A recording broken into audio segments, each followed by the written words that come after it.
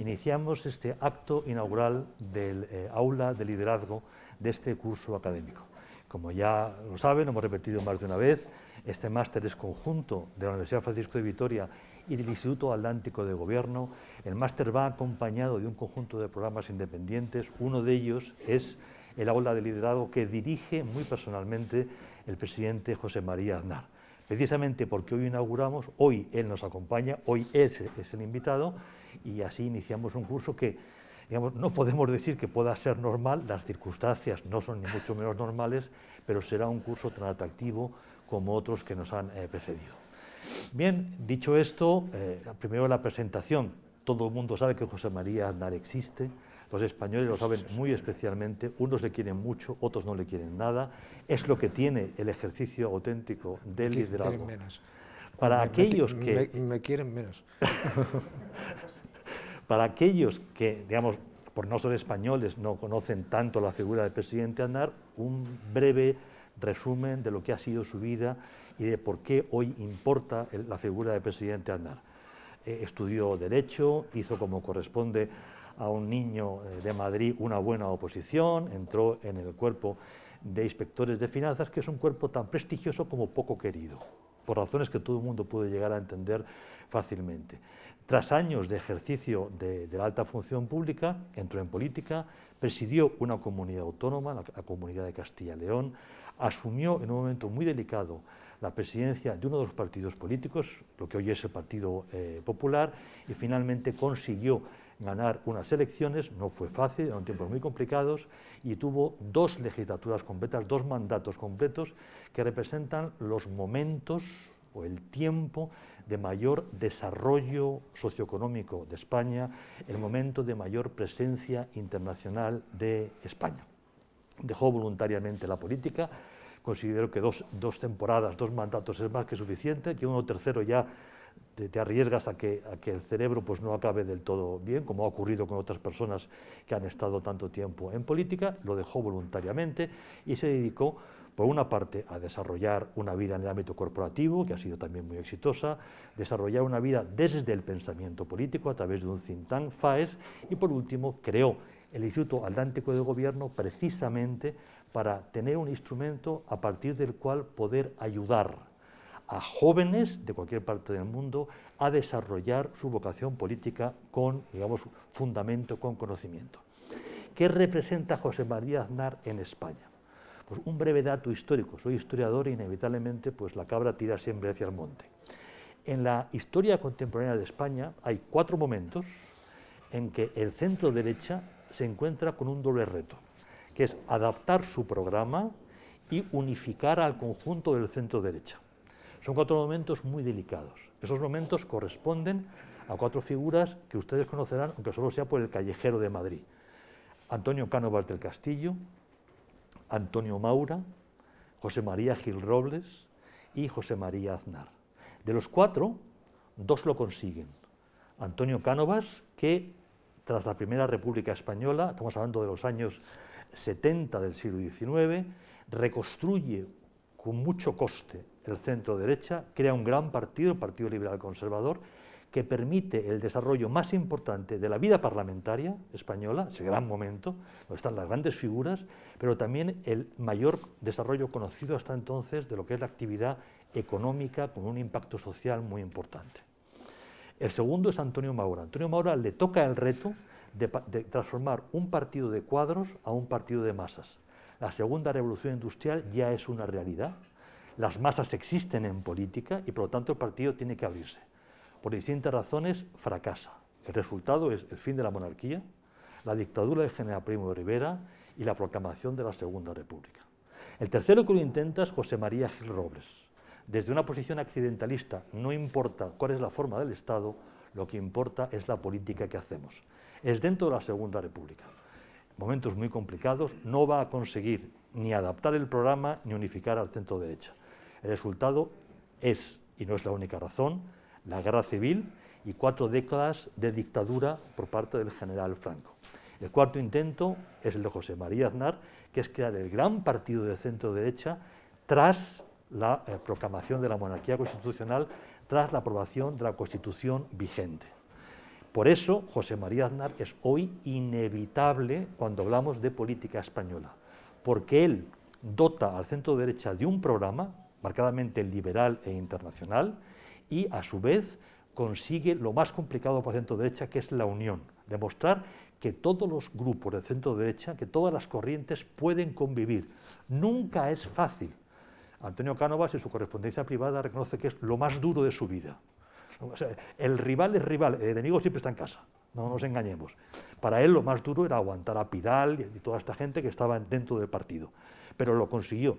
Para José María Aznar tampoco fue fácil, pero lo consiguió y dotó a España de un partido con 10 millones de votantes estables, un programa y una presencia internacional muy fuerte. Por eso, insisto, es una figura relevante y por eso está permanentemente en el debate y por eso está hoy con nosotros. Para abrir el debate, presidente, gracias una vez más por estar con nosotros. Uno de los temas que permanentemente tratamos en el máster de hace 3 o 4 años es el dichoso cambio de época. Están cambiando muchas cosas, la ingeniería nos está llevando a un mundo nuevo, la cibernética, la biología, etcétera, etcétera. Pero esta mañana teníamos una clase especial, voluntaria, de 2 horas, con alumnos de grado, para discutir grandes libros. Y el libro que tratábamos hoy era El Príncipe de Maquiavelo. Y la conclusión que sacaban nuestros alumnos de 20 años es impresionante cómo las circunstancias son tan distintas a las de hoy, paso de la Edad Media a la Edad Moderna, el Renacimiento de fondo, una Italia fragmentada, y lo que ocurre, lo que se percibe en el libro El Príncipe de Maquiavelo es que la forma de hacer política es casi igual que la de ahora. Es decir, cambian las épocas, la administración tiene distintos retos. Hoy pedimos a un político cosas que no pedíamos antes, pero el liderazgo tanto parece que no ha cambiado. Yo lo que te diría, presidente, es una reflexión con nuestros alumnos como inicio del debate sobre en qué medida el liderazgo es el de siempre. Recuerdo que el presidente Sarkozy, a su lado, insistió mucho en que cuidado con dejarnos llevar con nuevas interpretaciones más o menos asamblearias de lo que es el liderazgo, porque el liderazgo siempre es liderazgo. Quería pedirte, por favor, presidente, una reflexión sobre estos temas y a continuación ya damos la palabra a los alumnos. Bueno, en primer lugar, muchas gracias, Valentino, y encantado de estar aquí. Muchas gracias a todos vosotros por estar aquí. Muchas gracias también a todos los que nos siguen online. Encantado de volver a poner en marcha el aula de liderazgo. Muy agradecido por tu presentación, que yo creo que ha sido un poco excesiva, pero bien, estamos. Entre Antonio Cánovas del Castillo y mi modesta persona hay muchas diferencias, pero hay una que yo agradezco especialmente y lo siento mucho que fuera así, ¿no? Y es que él fue asesinado y yo no, pero estuve a punto. Pero lo intentaron. Lo intentaron, sí, estuve a punto. Pero lo que decías y lo que decía de las diferencias fundamentales. ¿Quién era el modelo de Maquiavelo? Tuvo varios, pero uno era de por Tuvo aquí. varios, pero uno era cercano y bien conocido, que era Fernando el Católico, ¿no? Hoy nos tenemos que conformar con otras categorías, ¿no? Esa es una diferencia muy relevante. El siguiente, el Renacimiento, es una de las épocas, en mi opinión, más apasionantes de la historia de la humanidad, ¿no? Estudiar el Renacimiento, la capacidad creativa del Renacimiento, la capacidad política, la capacidad cultural, la expansión cultural, cómo la competencia, en este caso fundamentalmente en Italia, entre ciudades, favorece de una manera extraordinaria lo que significa la vida política y también, evidentemente, la vida cultural y el desarrollo cultural, es absolutamente fascinante. Era una época también, una era de cambio muy importante. Si me dices, yo creo que las cuestiones básicas del liderazgo, como las cuestiones básicas que afectan, y no hay que olvidar que en el Renacimiento es el momento en donde surgen como creación las grandes naciones modernas. ¿Qué es lo que ha variado? En el fondo, pues es verdad que no ha variado mucho, ¿no? Y los que tenemos una visión, intentamos una visión abierta de la historia, pero al mismo tiempo creemos en ciertos principios de continuidad histórica, pues procuramos evidentemente hilvanar lo que significan la continuidad de las sociedades, la continuidad de las instituciones, que son lo que fortifican, es decir, fortalecen en gran medida los países, ¿no? Pero los grandes elementos del liderazgo, que son, pues como diría Gregorio Marañón, refiriéndose a otro gran gobernante español, el conde duque de Olivares, desgraciadamente, la pasión de mandar, la ambición de gobierno, la ambición por tu país, la ambición por tu nación, eso no ha cambiado sustancialmente. La pasión, esas cosas no han cambiado sustancialmente. Lo que ha cambiado sustancialmente es que antes los líderes políticos dedicaban mucho más tiempo, en mi opinión, al estudio y a la comprensión de la historia. Y hoy eso se ha abandonado de una manera lamentable. Entonces hoy vemos muchos líderes políticos, entre comillas, que están inventando la rueda todos los días, que están descubriendo el Mediterráneo todos los días, que piensan que lo políticamente inteligente o lo políticamente interesante es partir de cero todos los días, como si nada se hubiese hecho, como si nada hubiese construido, y que además desprecian el conocimiento histórico. No tienen el menor interés por las tendencias históricas, no tienen el menor interés por aprender, no tienen el menor interés por comprender. Y cualquier líder político medianamente respetable, sensato y responsable sabe que sin el conocimiento de la historia, sin el conocimiento de los hechos, y sin su comprensión, es absolutamente imposible entender lo que pasa en ningún mundo, pero muy especialmente en el mundo de hoy, ¿no?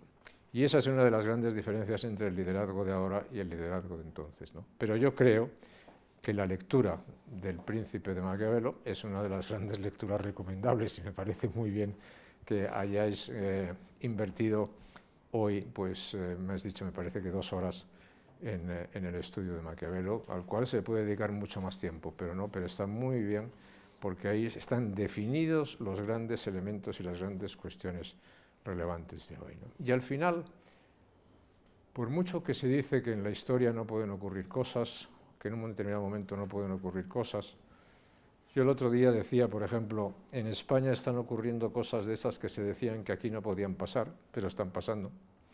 Pero del mismo modo que se dice, oiga usted, la competición entre poderes hoy no puede llevar a grandes conflictos, no, ¿y por qué no? ¿Y por qué no? Del mismo modo que se decía, oiga, las relaciones económicas garantizan que no haya conflictividad entre las naciones, pues en el siglo XX la Primera Guerra Mundial es un ejemplo de ello, ¿no? ¿Por qué? Porque por encima de todo eso, cuando una determinada pasión arraiga en los pueblos o salen líderes excesivamente pasionales, convencidos de que la identidad debe prevalecer sobre cualquier otra causa, especialmente sobre la razón, pues esos peligros siempre existen. Desde ese punto de vista, el liderazgo sigue conteniendo las mismas notas y las mismas consideraciones que contenía en la época del Renacimiento. Muchas gracias. Yo te seguiré haciendo muchas preguntas, presidente, sobre todo porque estamos en una época tan complicada que son muchas las dudas, pero este es un acto para los alumnos, no para mí. Dudas que se comparten, ¿eh? No lo dudo. Muchas cosas.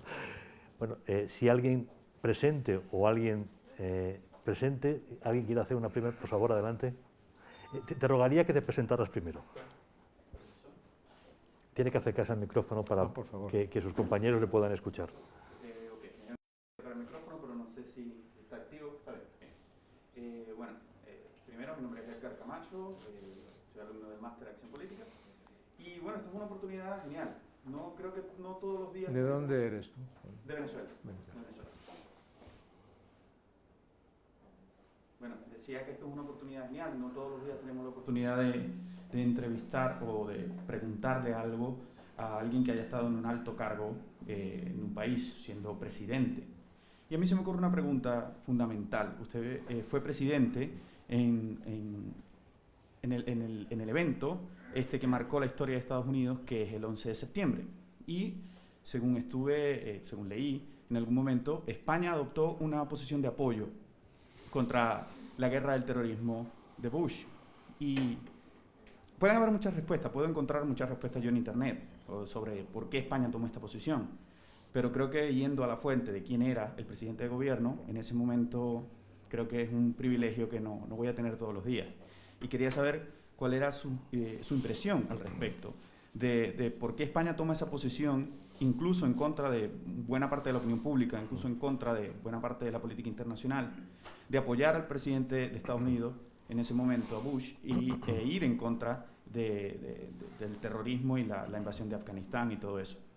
Y por supuesto tomando en cuenta que hoy por hoy el flagelo del terrorismo sigue activo. ¿Qué posición deberían tomar los gobiernos sobre esto, evaluando precisamente que esto sigue igual de activo, creo yo, que cuando comenzó? Y bueno, muchas gracias. Pues muy bien, con mucho gusto. El 11 de septiembre es una de las fechas que cambia el curso de la estrategia y de la historia.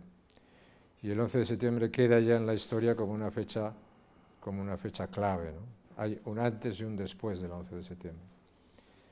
El 11 de septiembre, el país más poderoso del mundo fue brutalmente atacado por el terrorismo, ¿no?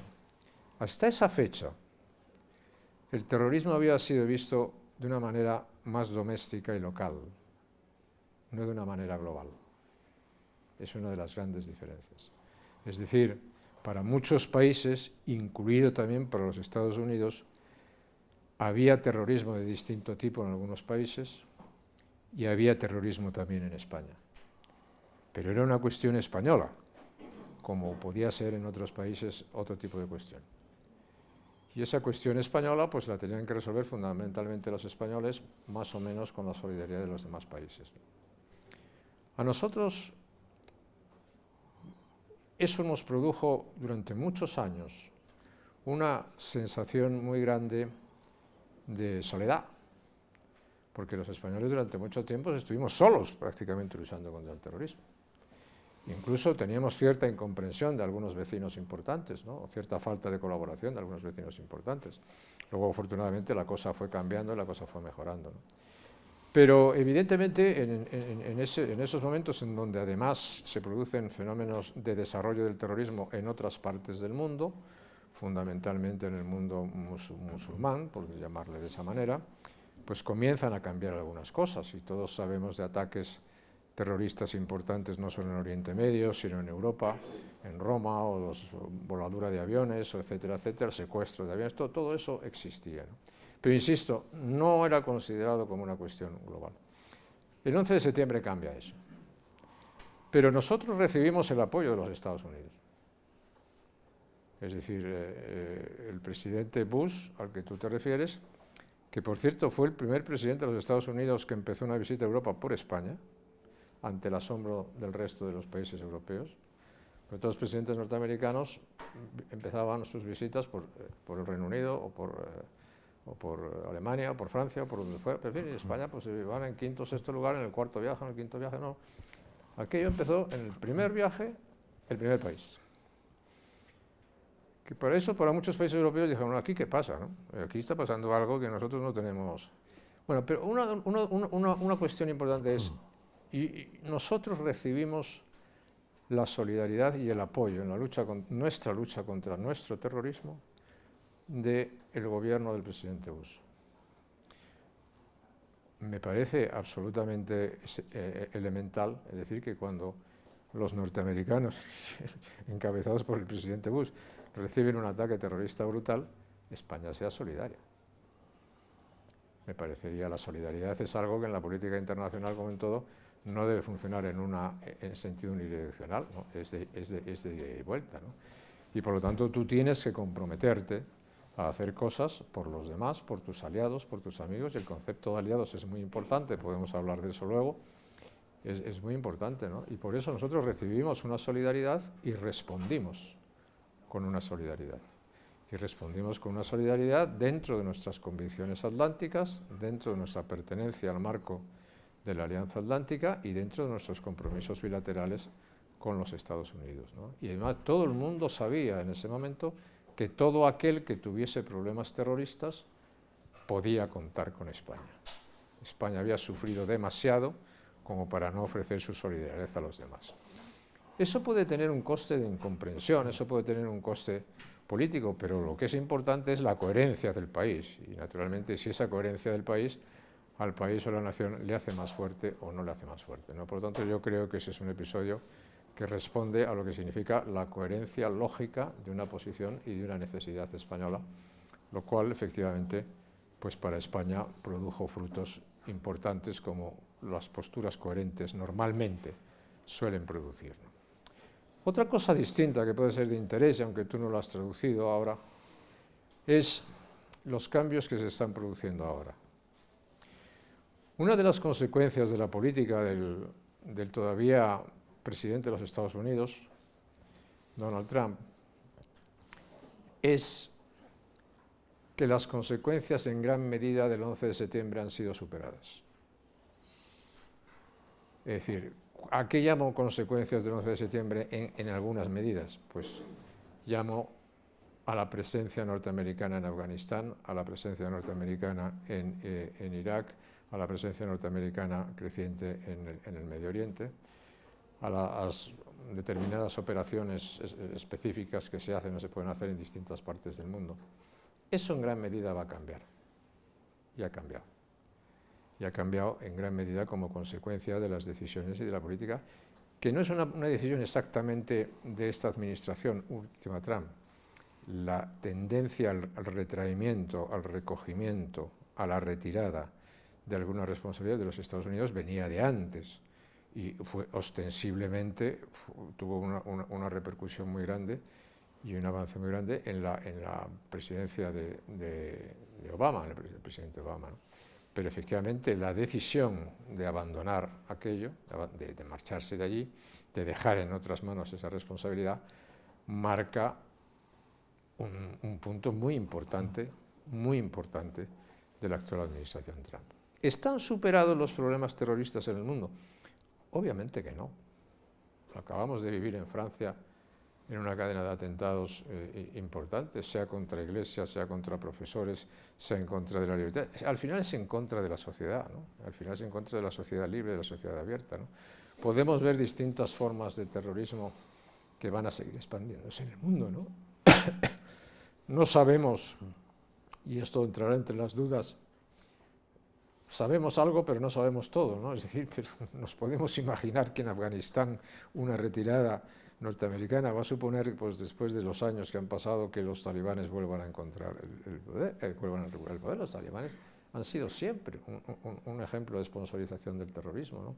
Irán ha sido un país que es conocido por exportar terrorismo, ¿no?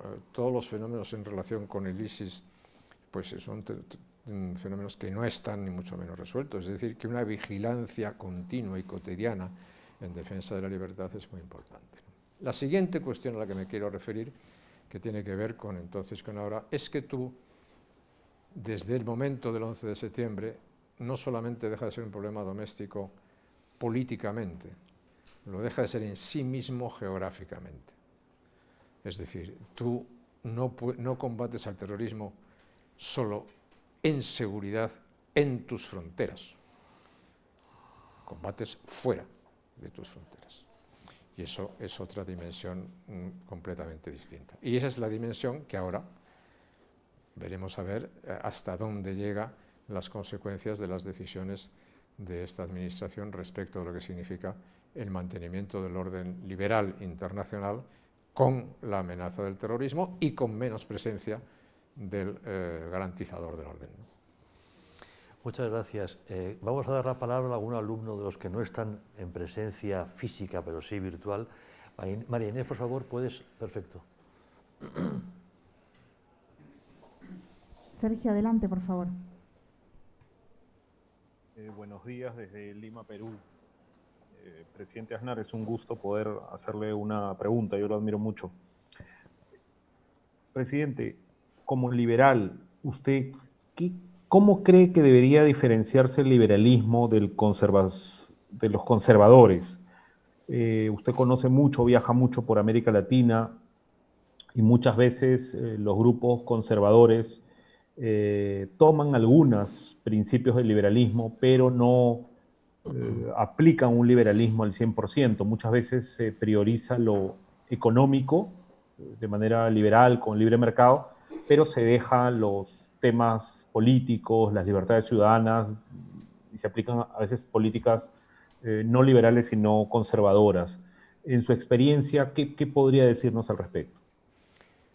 Gracias. Acabo de leer una conferencia de un eminente liberal español, conocido así, incluso escribió unos ensayos liberales muy importantes, Gregorio Marañón,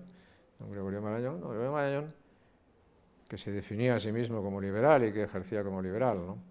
Pronunció una conferencia en Santiago de Chile en el año 1938, que se llamaba La Revolución Nacional, y que explicaba nada menos lo que estaba pasando en España en el año 38, que era la guerra civil. Y por qué unos estaban en un sitio y otros estaban en otro sitio. Y explicaba en dónde estaba él. Que por cierto estaba en el sitio que algunos piensan que no estaba. Pero lo explica bien, ¿no? Y una de las cosas que dicen es que uno de los problemas que tienen los liberales es que el liberal muchas veces siente pánico de que los demás no le consideren suficientemente liberal.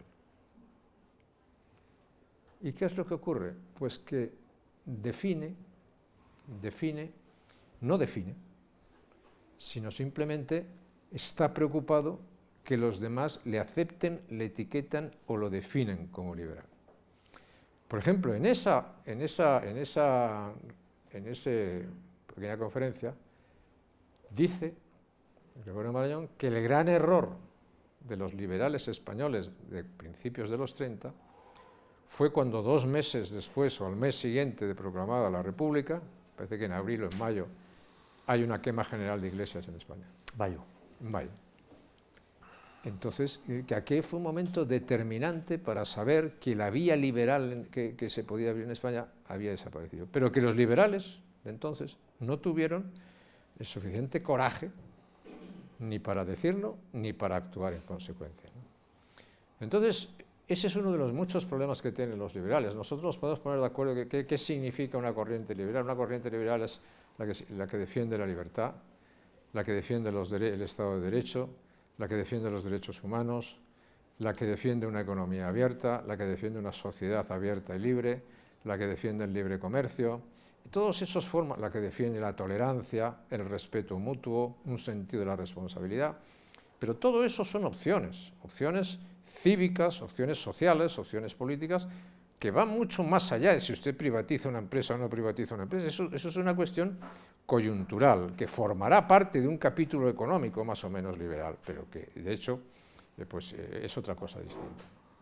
Si tú miras, por ejemplo, el orden liberal del mundo de hoy bajo amenaza y bajo serias amenazas, y en todas partes, y ves la evolución de lo que ha sido, por ejemplo, después de la caída del muro de Berlín, después de la Guerra Fría, la evolución del mundo desde el año 1990 hasta ahora, te puedes hacer que estaba basada esencialmente en un orden global, en un orden liberal, en un orden multilateral, vivían con una potencia dominadora, evidentemente, pero en unas economías abiertas, en el libre comercio. Tú analiza los indicadores que quieras. Sitúate en el año 1990, en el año 2000 y analiza los índices de pobreza, los índices de salud, los índices de escolarización, los índices de lo que tú quieras, de potabilización de agua, de extensión, de cultivo, de lo que tú quieras. Es decir, pero de un mundo que a comienzos del siglo XX tenía un 90% de pobres, a final del siglo XX se llega a un mundo con el 10% de pobres. Y el mundo seguirá siendo muy injusto, sí seguirá siendo muy injusto, pero ese gran salto es fruto, por decirlo de esa manera, de un orden liberal. Y los liberales, en este mundo en el cual se tiene que pedir perdón por todo, y si no pides perdón por todo, no eres políticamente correcto, y los que no estamos dispuestos a pedir perdón no somos políticamente correctos y lo tenemos que asumir. En este mundo liberal, pues faltan líderes liberales que sean capaces de mantener con coherencia sus posiciones. Y eso, pues evidentemente es un problema, porque se hace a lo que no es responsable de ello, se le hace responsable de cosas que evidentemente como alternativas se plantean pues los autoritarismos, los totalitarismos, los nacionalismos, etcétera, etcétera, que es lo contrario a lo que es una sociedad abierta, que es lo contrario de lo que es una sociedad liberal y que es lo contrario, en mi opinión, de lo que necesita el mundo, ¿no? Podríamos poner varios ejemplos, si el profesor Florentino Portero me corta cuando quiera, ¿no? No, en absoluto. Pero podríamos poner varios ejemplos de lo que son cosas imperfectas, pero que funcionan o no funcionan, ¿no? Vamos a ver. Estamos viviendo una situación ahora específica, singular en Chile, ¿no? Y todo lo que diga lo digo con el mayor respeto y con la mayor cortesía. Chile tenía una constitución. Y esa constitución, aprobada en la época del régimen del Pinochet, pero esa constitución permitió que Chile gobernase por elecciones libres.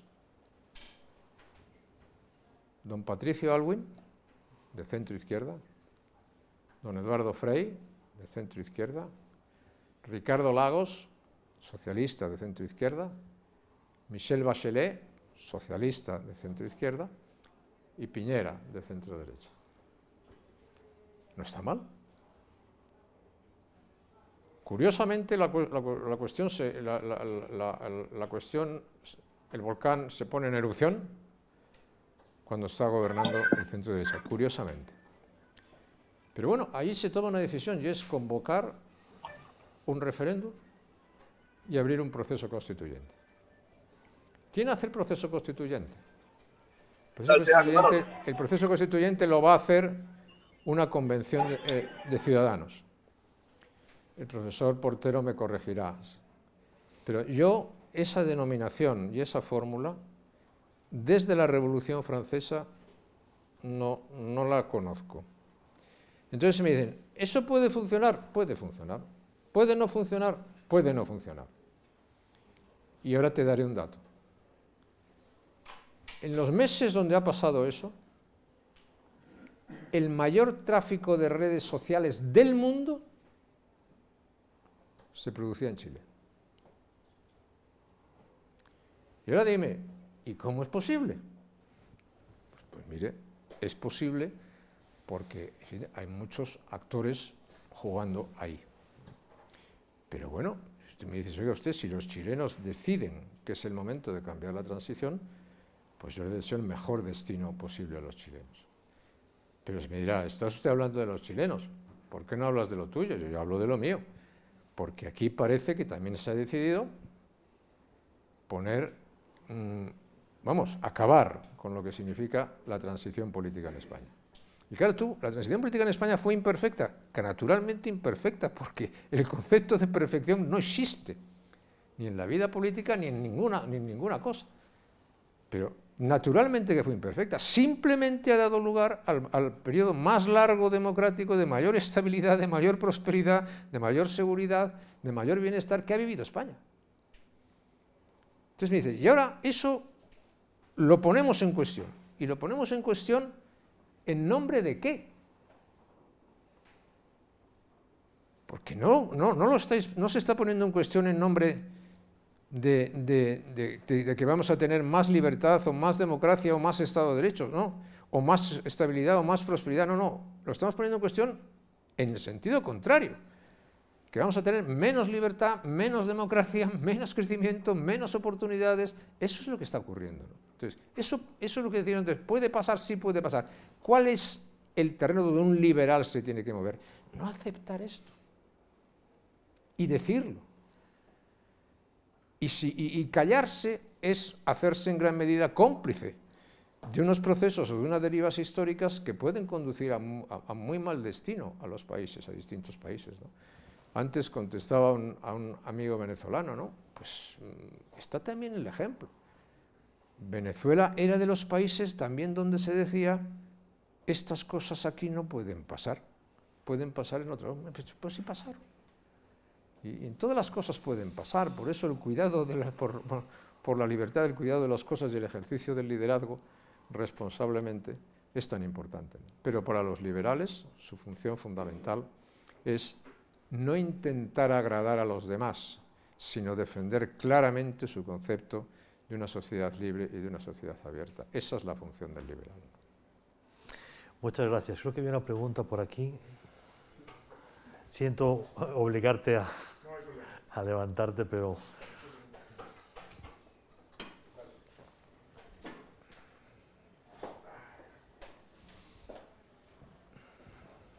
Bueno, buenas noches. Mi nombre es David Rico, soy de Venezuela, aunque salí hace más de 6 años de ya. Mi pregunta, bueno... Pero eso es un accidente español, no venezolano. Sí, no, bueno, este es un accidente ecuatoriano, me lo hice en Ecuador. Ecuatoriano. Pero bueno, me lo importé, me lo traje. Bueno, mi pregunta, a pesar de que se me ocurren 1 millón con usted, es que justamente dice varias cosas que tienen que ver con mi trabajo de fin de máster. Decía que en esta conversación que los liberales tienen que tomar postura ante lo que está pasando, ¿no? Ser firmes ante lo que está ocurriendo, que eso es al final una postura reaccionaria ante lo que está ocurriendo, pero por lo menos en Latinoamérica muy pocos ciudadanos entienden o saben o comprenden cuál es el planteamiento al futuro que plantean los liberales, porque hablar de libertades, de democracia, de derechos humanos y de respeto, son conceptos muy etéreos que para la mayoría de la población latinoamericana quedan en el aire, quedan como que con eso no como, ¿no? Al final de cuentas, por el otro lado me están hablando de ayudas, de subvenciones, de programas sociales, que eso sí lo veo, porque salgo a la calle y veo a mi médico de calle, o me regalan un saco de comidas, eso se ve, al final de cuentas eso se palpa, ¿no? Entonces, eso por un lado. Y por otro lado, y disculpe que utilice, es que estoy aprovechando para mi trabajo de fin de máster, y creo que no hay nadie que pueda responder mejor que usted. ¿Por qué, en esa misma onda de la pregunta, por qué los líderes de la región no se unen exactamente como han hecho los líderes del socialismo del siglo XXI, los de izquierda, en donde se han reunido, han hecho un grupo, el Grupo de Puebla, antes el Foro de Sao Paulo, y hay una receta común de trabajo colectivo, de trabajo común, mientras que los líderes de derecha, por el contrario, han ido por su propia cuenta. No hay un paralelismo o algo que permita hacer un trabajo conjunto, que piense en la región y en España en conjunto, y que le planteen a las sociedades algún tipo de solución a los problemas que están ocurriendo, ¿no? Por el contrario, vemos gobiernos medianamente mediocres, como los que están pasando en Colombia, en Ecuador, en Chile, o populismos como el de Nayib Bukele. ¿Cuál es la solución entonces? Porque ser reactivos no parece que esté funcionando, o digamos, hablarle de libertades a los ciudadanos tampoco parece que esté funcionando. ¿Cuál es la solución? ¿Qué se plantearía y por qué no se han tomado las riendas un poco más fuerte en torno a crear un grupo común de hablarle a los ciudadanos de qué es ser liberal, ¿no? Muchas gracias. Encantado. Bueno, empezando por el final, te diré que precisamente la semana pasada, el día 17 en concreto, el día 17 se firmó un documento que fue la Declaración de Madrid, que es una declaración firmada por más de 20 ex jefes de Estado y de Gobierno iberoamericanos, bajo la denominación de IDEA. IDEA es una iniciativa que significa Iniciativa Democrática de España y las Américas, que engloba multitud de antiguos jefes, más de 30 jefes de Estado y de Gobierno. Este documento lo han firmado 22, como lo podían firmar, y está abierto a que lo firmen más, ¿no? Quiero decir, ahí está desde Ricardo Lagos hasta yo mismo, ¿no? Por no ir más lejos, ¿no? Entonces, hemos hecho ese documento pensando en qué. Hemos hecho un documento pensando en la situación actual de Iberoamérica, de Latinoamérica, y decir, el documento no se llama por casualidad Ahora o posiblemente nunca, se llama así, Ahora o posiblemente nunca. ¿Qué quiere decir eso? Quiere decir, oiga, nosotros en el contexto actual del mundo entendremos que tenemos que decir, primero, América Latina existe, cosa que mucha gente se olvida de su existencia. Segundo lugar, nosotros tenemos que ser conscientes de las consecuencias que están produciendo en las sociedades, en todas nuestras sociedades, no solamente esta pandemia, sino también los efectos de la crisis anterior y otros defectos.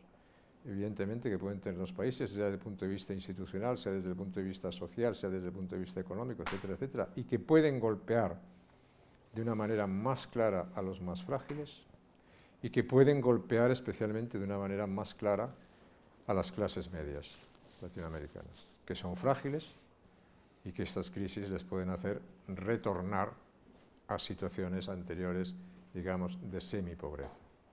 Eso es un retroceso muy grande para los países. Tercero, nosotros queremos que la salida de esta situación sea una salida de crecimiento en libertad.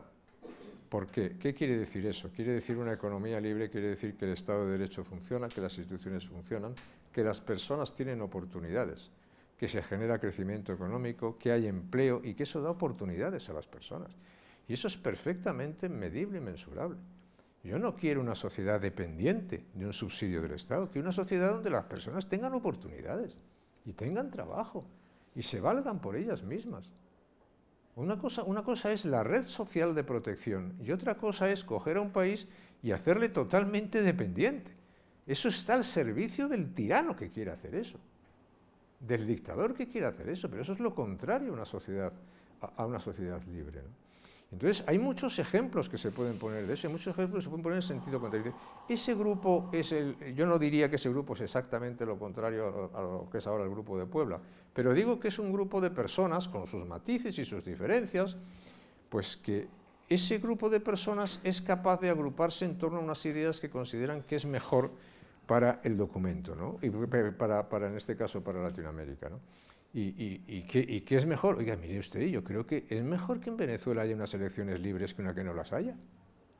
Es mejor intentar que haya una democracia que no seguir en la situación actual. O sea, digamos quién es el que da o quién no da de comer. Miramos la situación de qué países.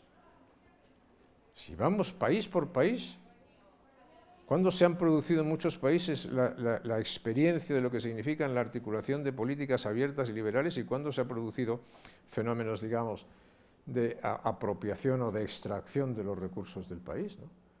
Eso es extraordinariamente complicado, ¿no? Dígame usted, por ejemplo, o dime tú, el peronismo en Argentina, ¿no? Dime tú, ¿cuál es la situación? ¿Cuántos default necesita más Argentina? ¿Uno cada 10 años? Ya tiene uno cada 10 años. ¿Cuántos niveles de pobreza? ¿Y eso por qué a qué se ha debido? No es esa, en mi opinión, yo respeto mucho, pero no es esa la situación. Es decir, yo creo que Chile es un país mejor objetivamente que hace 20 años, con todos sus problemas y todas sus dificultades, y todas sus ineficiencias, pero claramente mejor que hace 20 años. Y sinceramente creo que España era mejor, en este caso era mejor hace 20 años que ahora, pero en términos generales se puede decir que la España de la transición es claramente mejor que la España anterior. Entonces, yo creo que la definición de la articulación de esos programas es muy claro. Tú tienes que defender esos principios que tienes que defender también en el orden internacional, ¿no? En el orden internacional tú puedes decir, oiga, yo defiendo el libre comercio, o no lo defiendes. Hay distintas maneras de defender el libre comercio. Tú puedes defender el Estado de Derecho en tu país, o decir, independiente, o puedes decir, yo voy a dedicar a tomar la justicia. Pues, mire usted, las redes asistenciales, ¿tú crees que las redes asistenciales de las democracias liberales europeas son peores que las de los sistemas autoritarios o totalitarios? No, ni muchísimo menos. Son mucho mejores. Ahora, otra cosa distinta es que uno me diga, no, es que a mí lo que me gusta es el modelo chino. Bueno, pues no digo nada. O el modelo venezolano. Pues yo no estoy de acuerdo en eso. Entonces, esas políticas son las políticas que hay que defender, y que hay que defender claramente, explicándolo a las personas y explicándolo a la gente. No es fácil, pero es la tarea que tienen los líderes políticos, ¿no? Y es la tarea que tienen convencer a las sociedades. Intentar que las sociedades vayan en una dirección y las naciones vayan en una dirección que es la que se considera la dirección adecuada y más conveniente, ¿no? Pero sobre todo que se faciliten oportunidades a las personas, ¿no? Yo desearía, por ejemplo, que en España, en mi país, hubiese muchísimas más empresas de las que hay ahora. Hubiese muchísimas las empresas que creasen empleo, que es donde sale. Yo no quiero ver 5 millones de españoles cobrando subsidio de desempleo. Que lo cobre el que lo tenga que cobrar. Pero me gustaría ver a esos 5 millones de españoles que cobran subsidio de desempleo con un sistema de oportunidades, trabajando con un empleo. Eso es lo que hacen los países, ¿no? Y sobre todo, esto hay que explicárselo, si me permites, muy especialmente a los jóvenes, ¿no?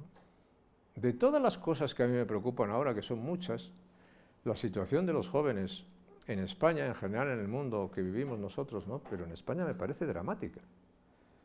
Y muchos de ellos no se dan cuenta. Y hay que decírselo. Nosotros estamos viviendo en una sociedad y estamos creando una sociedad, sobre todo, especialmente ahora, y eso responde a decisiones políticas que te voy a explicar a continuación, que literalmente están expulsando a los jóvenes del país. Que a los jóvenes españoles se les está dando un dilema, se les está poniendo un dilema muy claro, y es tener que arrastrarse para pagar la inconmensurable deuda que le vamos a dejar, o marcharse a buscarse el futuro a otro lado. Pero eso es una fractura terrible en la sociedad. Y eso tiene unas causas, no solamente es la causa pandémica, no solo la causa de la crisis actual, es la causa de que hay una parte de la sociedad que decide organizarse a sí misma, salvarse a sí misma, expulsando a otra parte de la sociedad, que en este caso es la parte más joven de la sociedad. Y eso es una tragedia. Eso lo estamos viviendo en todos los países, pero aquí se está viviendo de una manera muy clara, ¿no? Claro, tú me dirás, bueno, hay circunstancias distintas, sí, hay circunstancias distintas, pero también hay políticas distintas. Tú puedes condenar a una persona a no poder tener oportunidades porque tenga que vivir arrastrándose pagando la deuda que injustamente le dejan los demás, para que vivan los demás hoy tranquilamente o mejor. O puedes hacer una cosa que diga, oiga, yo voy a mantener unas políticas de contención y de equilibrio que nos permita que la deuda sea sostenible y que por lo tanto no se condene a nadie socialmente por razones estructurales a un dilema verdaderamente espantoso, ¿no? Bueno, pues esa es una política muy importante. ¿Por qué se produce también eso en España? Déjame que te lo diga, pues por una razón, y te digo que es de lo que más me preocupa a los jóvenes, y creo que hay muchos jóvenes que no son conscientes de eso, cuidado, pero te lo digo de una manera, cuando se pierden objetivos, causas comunes, cuando no hay causas comunes, cuando no hay objetivos comunes, cuando no se sabe cuál es el proyecto de nación, cuando no se sabe qué es lo que se quiere, cuando todo se concentra en un puro ejercicio de poder, al final cada grupo social dice, aquí sálvese quien pueda. Y por tanto, los que están más instalados, los que están más colocados o los que tienen algunas más, pues esos señores se salvan a costa de los demás. Eso es profundamente injusto. Y eso, evitar eso, es una política profundamente liberal. Carolina. Muchas gracias. Creo que es el turno de los alumnos que están al otro lado de la pantalla. No sé quién es el... Adelante, por favor. Sí, gracias. Buenos días, señor presidente. Qué honor desde Ecuador. Mi pregunta es, ¿se puede tener un buen gobierno con una mala constitución? Y no lo pregunto por Chile, donde seguramente la cura será peor que la enfermedad, sino por Ecuador, donde tenemos una constitución de apenas 12 años, diseñada por el expresidente socialista del siglo XXI, Rafael Correa, con un modelo perverso que le permitió cooptar todos los poderes, y ahora tenemos candidatos que ya hablan de cambiar esa constitución. Entonces estamos en el dilema de mantener la institucionalidad con una mala constitución, tal vez solo reformándola, o renovar esta constitución, empezar desde cero y dar pie a que los próximos gobernantes piensen, como usted decía al inicio de su ponencia, que se puede refundar el país cada 4 años. Entonces, ¿cuál es su postura sobre esto? No, un país no se puede refundar cada 4 años, eso ya puedes estar absolutamente segura que no. Y los gobernantes tenemos que ser todos los gobernantes tienen que ser lo suficientemente humildes para saber que eso no es posible. Pero una buena postura y una buena aproximación liberal a eso es que los liberales no intentamos cambiar el mundo cada 4 años. Los liberales lo que intentan la reflexión de los liberales es decir, ¿cómo puedo mejorar yo el mundo durante 4 años, en mi país, que es distinto? ¿Cómo puedo mejorar? Al final la política es un ejercicio de ambiciones y de limitaciones. Y es un ejercicio de expectativas y de responsabilidades.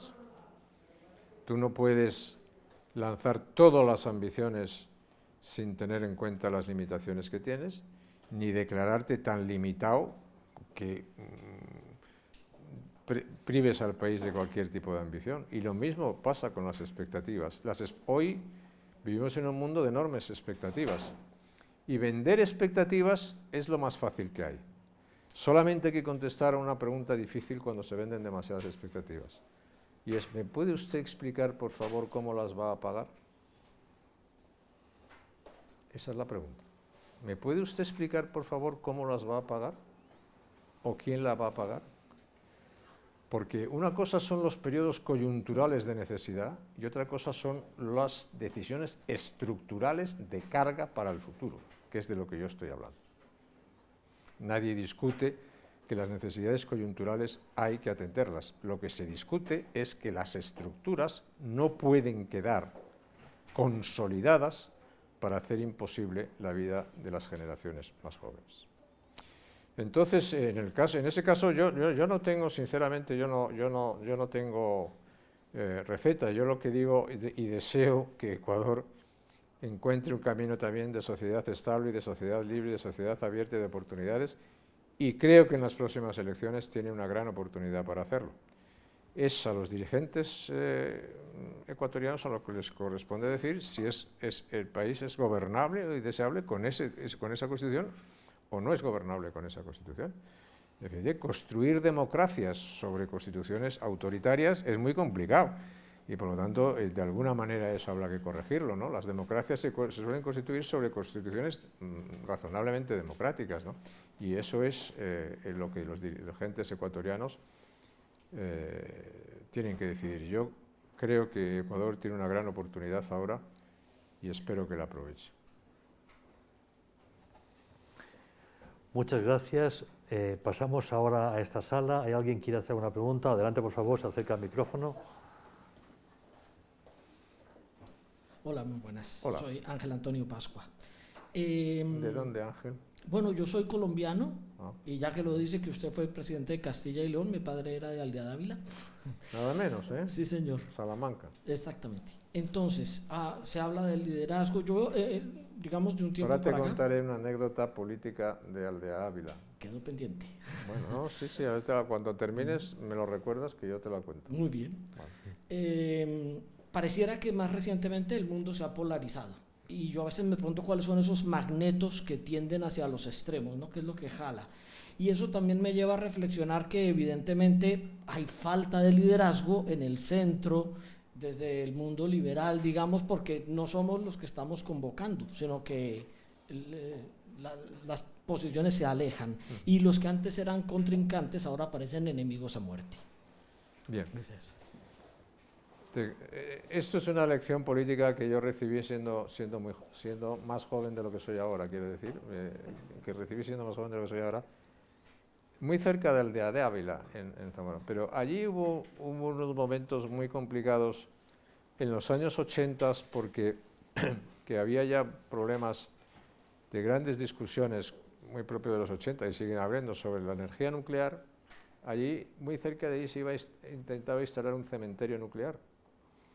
Y yo visité un pueblo, una serie de pueblos, no de Zamora, no de Salamanca, sino de Zamora, que también estaba afectada por la situación, digamos, lindante con Salamanca.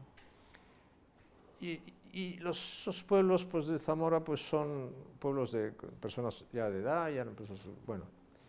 Y en uno de ellos yo les pregunté, me acuerdo reunido en la escuela del pueblo, les pregunté, ¿vosotros, ustedes no piensan que esto al final puede ser útil? que puede traer movimiento, que puede utilizar, que puede ser bueno, en definitiva, para mí, desde el punto de vista del desarrollo económico y social. Y se levanta uno y me dice, oiga, si eso fuera bueno, no lo traerían aquí.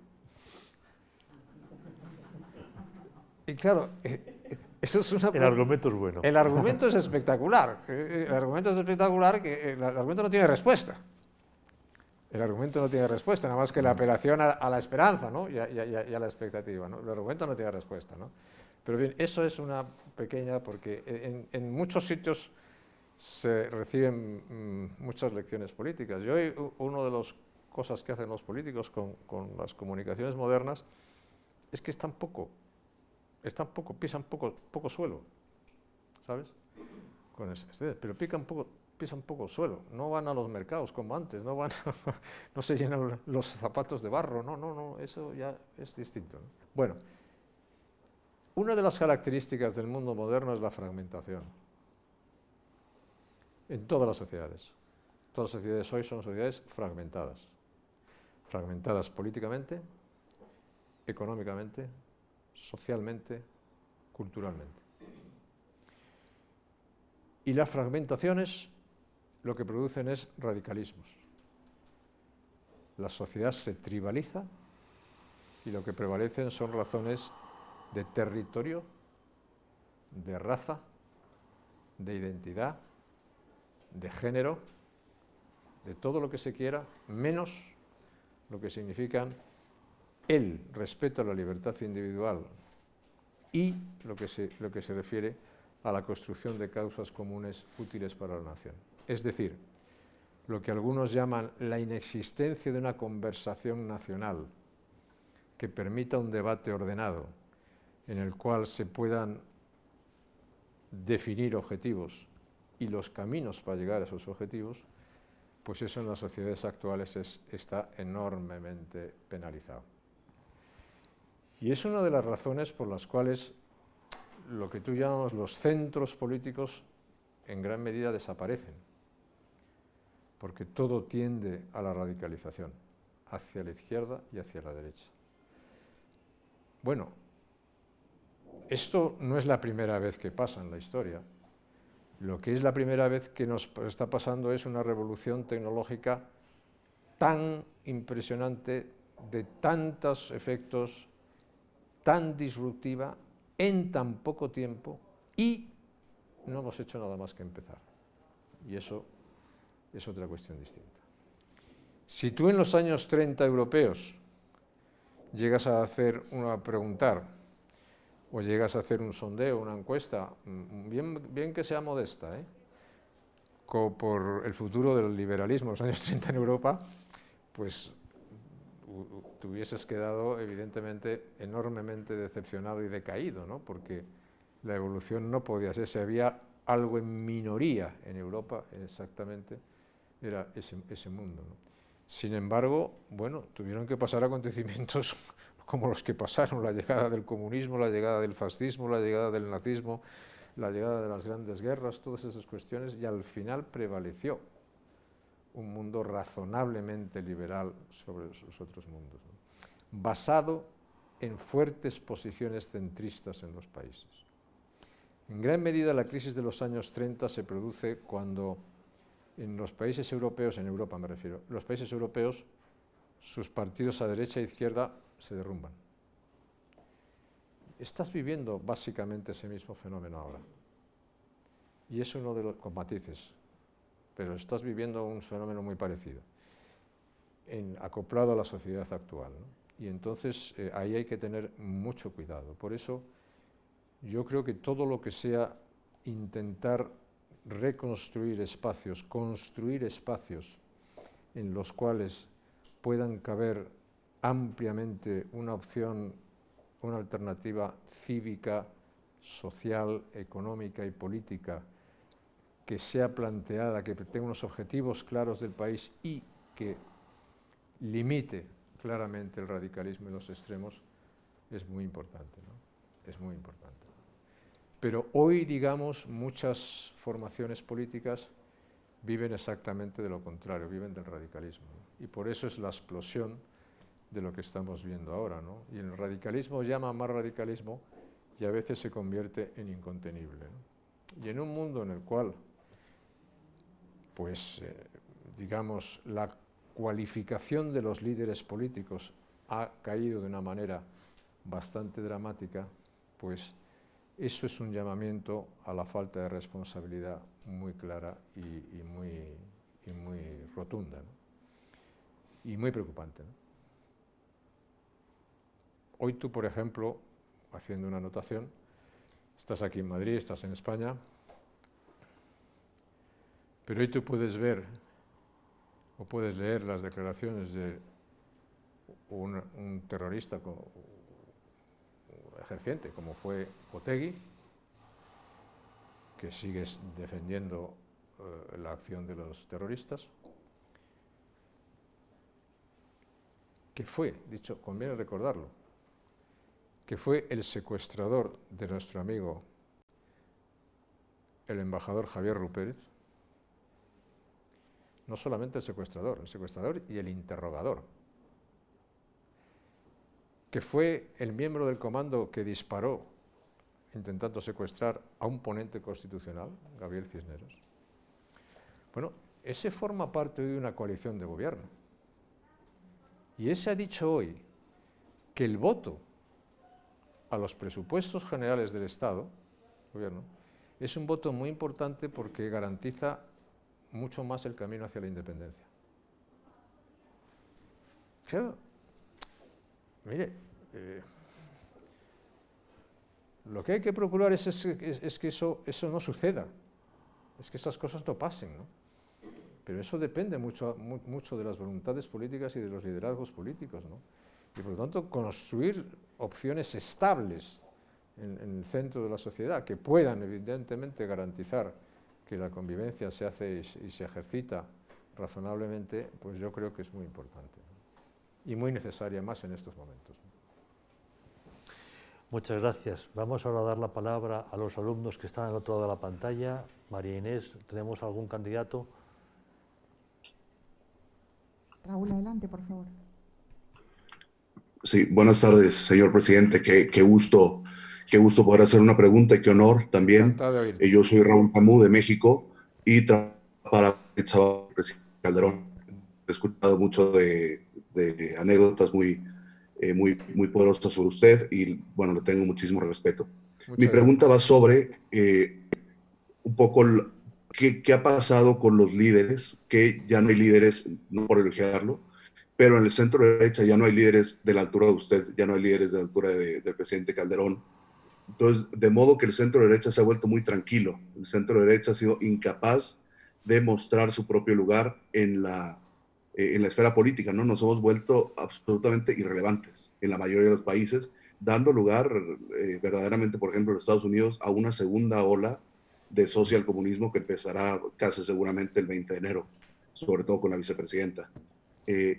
¿Cuál es el antídoto para que los líderes puedan ser otra vez esos líderes valientes, como lo era usted, como lo han sido tantos en el pasado y como no lo es ninguno ahora? Bueno, te agradezco mucho. Yo espero y deseo que la evolución de algunos países, y tú has citado la evolución de Estados Unidos, no sea en el sentido que tú dices, ¿no? Yo creo que hay muchas oportunidades y hay que aprovechar esas oportunidades y que todos tenemos que ser proactivos para que justamente pues las oportunidades que hay de que se restablezca cierto sentido de lo que significan las alianzas, los compromisos, las responsabilidades, la creencia en el libre comercio, la creencia en las organizaciones multilaterales, el respeto a los vecinos, etcétera, etcétera, todo eso pueda prevalecer. Obviamente, como pasa siempre en este mundo radicalizado y en un país como los Estados Unidos, los republicanos tienen una ala derecha importante, fuerte, dura, y los demócratas también la tienen. Uno de los retos que va a tener el nuevo presidente Biden va a ser controlar la radicalidad de su ala izquierda, que es una ala muy dura, ¿no? Y bueno, pero para eso, si tú tienes una institucionalidad que te ayude, que funcione, pues evidentemente el sistema de checks and balances de los Estados Unidos siempre ha funcionado razonablemente, ¿no? Y yo, sinceramente me digo, si Biden es presidente y el Senado queda en manos republicanas, yo creo que para el mundo en general, pues podemos abrir unas ciertas expectativas de que las cosas pueden tener una tendencia a mejorar, ¿no? Lo segundo que tú dices es, en muchos países el liderazgo político, la vocación política ha decaído. Hay pocas vocaciones políticas. Y yo, precisamente, ese es uno de los objetivos de la creación de este instituto y de esta colaboración con la Universidad Francisco de Vitoria, es decir, cómo podemos ayudar a que vuelvan a surgir vocaciones políticas. Hoy es muy difícil encontrar jóvenes capaces que puedan decir, bueno, mire usted, yo voy a dedicar 2 años de mi vida, 3 años de mi vida a servir a mi país, o personas que estén dispuestas a eso, ¿no? No, pues están dispuestas a otras cosas o tienen otros intereses. ¿Por qué? Porque la vida pública se ha desprestigiado mucho, porque también los dirigentes políticos han hecho mucho por desprestigiar la vida pública, porque los problemas que ha habido de déficit institucional, los problemas que ha habido de degradación institucional, de falta de autoestima de los dirigentes políticos es muy grande, ¿no? Porque a veces la política la convertimos en un ejercicio absolutamente imposible, donde el diálogo es muy complicado, porque todo se neutraliza a través de eslóganes y todo es un elemento de confrontación, ¿no? Resucitar esas vocaciones políticas sería extraordinariamente importante para todos los países, ¿no? Y haría que los países fuesen más plurales y fuesen mejores, y que no cayesen en manos, pues, de personas, pues eso, que se creen que tienen que inventar el mundo desde cero, o que tienen que descubrir el Mediterráneo, o en tu caso, el Pacífico, el Atlántico todas las mañanas, ¿no? Que es una tarea un poco más complicada, sino que estén centradas en cómo podemos mejorar las cosas, ¿no? Como decía. Muchas gracias. Son ya las 7:15, vamos finalizando. No sé si hay una última pregunta en la sala.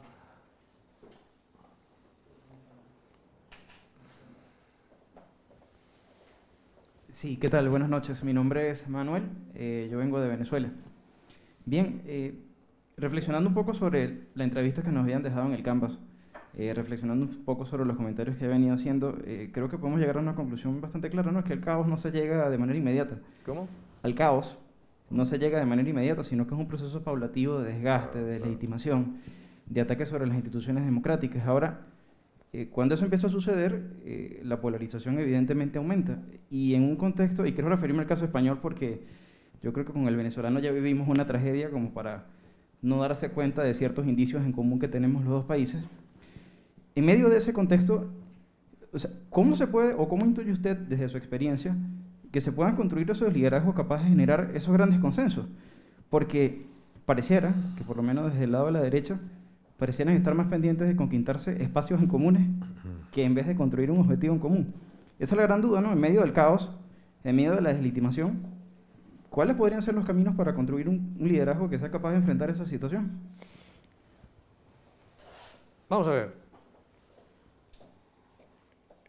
Tú dices una cosa que es muy cierta, no quiere decir que las demás cosas que no he dicho no sean ciertas, dices una cosa que es muy cierta y es hablar de deslegitimación. Es decir, todo proceso de, como se dice ahora, de deconstrucción institucional necesita primero un paso que es el paso de la deslegitimación institucional. Si tú quieres destruir un sistema, lo primero que tienes que hacer es deslegitimar el sistema. Si no deslegitimas el sistema, no lo puedes en gran medida destruir. Yo te he puesto antes el ejemplo de por qué las redes sociales han sido ha sido el país del mundo con más movimiento de redes sociales durante algunos meses. ¿Por qué? En Chile.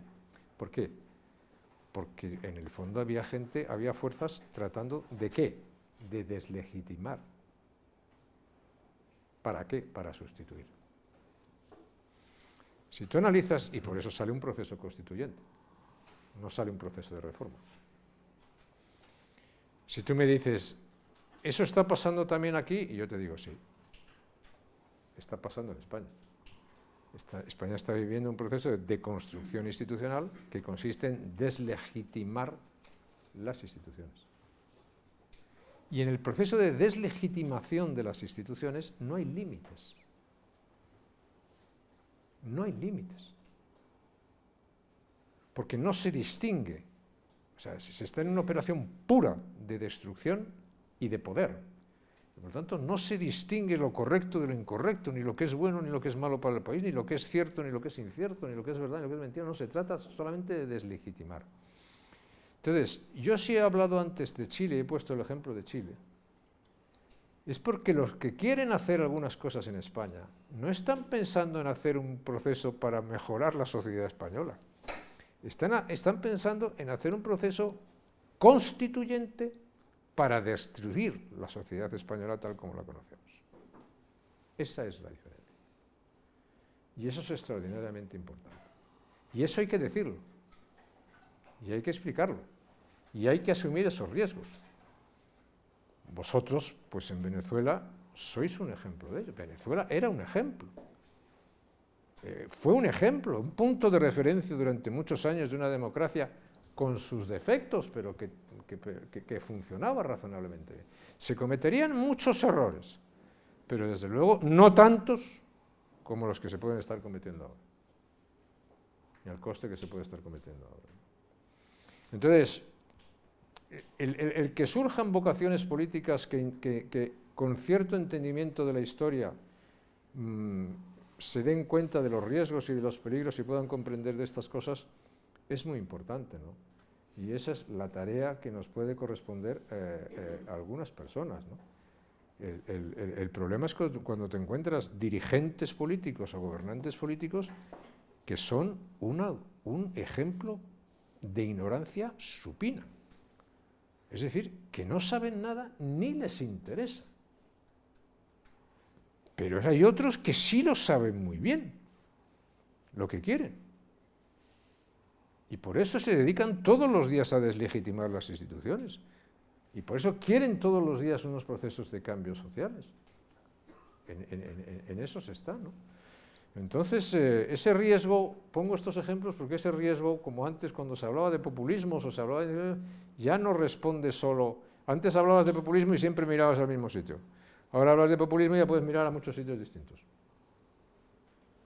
Bueno, eso no nos consuela, pero tenemos que ser conscientes de que es así, ¿no? Entonces, explicar razonablemente las cosas y gastar tiempo en ello es muy importante. Cuanto más estructurada está una sociedad, cuanto más fuertes son sus instituciones, más difícil es la deconstrucción, más difíciles.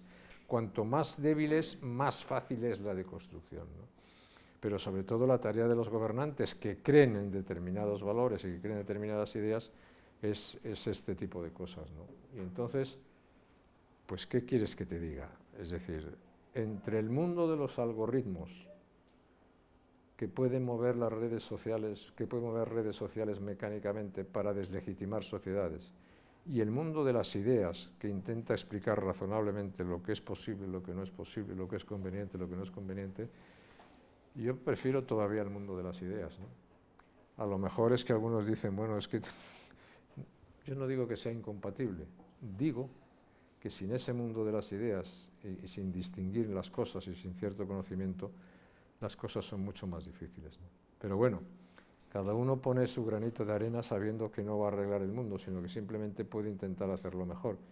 Y el veros a todos aquí, pues por lo menos para mí, y supongo que para el profesor Portero, pues es una esperanza de que el granito de arena que podemos poner nosotros, pues ojalá dé muy buenos resultados, que estoy seguro que los dará. Muchas gracias, presidente. Un placer. No queremos quitarte más tiempo. Podemos dar por inaugurado el aula de liderazgo de este curso académico. Nos ha acompañado quien lo preside y lo dirige. Eso no quiere decir que no vaya a volver. Él dirige, él va convocando a otras personas, en muchos casos acompañará o mantendrá un diálogo con el invitado, pero ya hemos arrancado, eso era lo realmente importante. Y de verdad, presidente, muchas gracias por el aula y muchas gracias por tu presencia y tus palabras de hoy, que ha sido uno de los más estimulantes. Muchas gracias, Florentín. Muchísimas gracias. Buenas tardes, días a todos.